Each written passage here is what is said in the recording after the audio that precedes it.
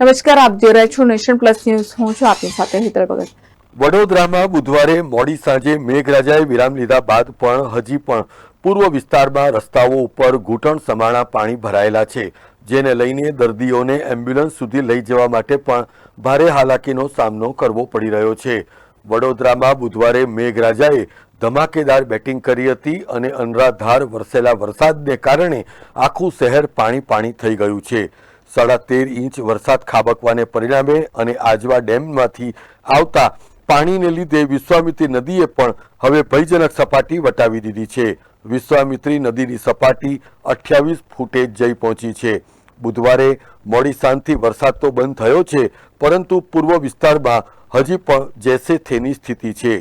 એને લઈને દર્દીઓના આવાગમન માટે પણ ભારે મુશ્કેલી પડી રહી છે. 108 એમ્બ્યુલન્સમાં દર્દીને લઈ જવા માટે પરિવારજનો બાઇક ઉપર દર્દીને બેસાડીને સામે પહોંચ્યા હતા. ત્યાંથી સ્ટ્રેચર ઉપર બેસાડીને પાણીમાંથી પસાર થઈને 108 સુધી તેઓ જઈ પહોંચ્યા હતા. જુઓ આ સ્માર્ટ સિટી વડોદરાના દ્રશ્યો.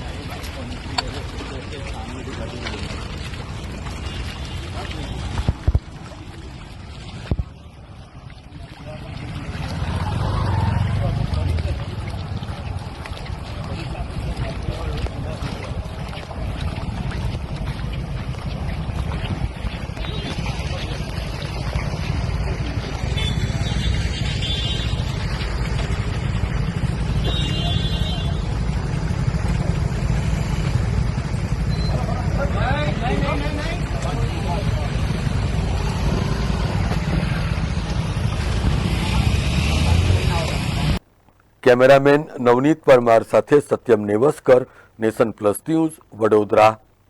સમાચારોના સતત અપડેટ મેળવવા માટે અમારી નેશન પ્લસ ન્યૂઝની યુટ્યુબ ચેનલને સબસ્ક્રાઇબ કરો, બેલ આઇકન દબાવો અને જોડાયેલા રહો ફેસબુક, ઇન્સ્ટાગ્રામ અને ટ્વિટર પર.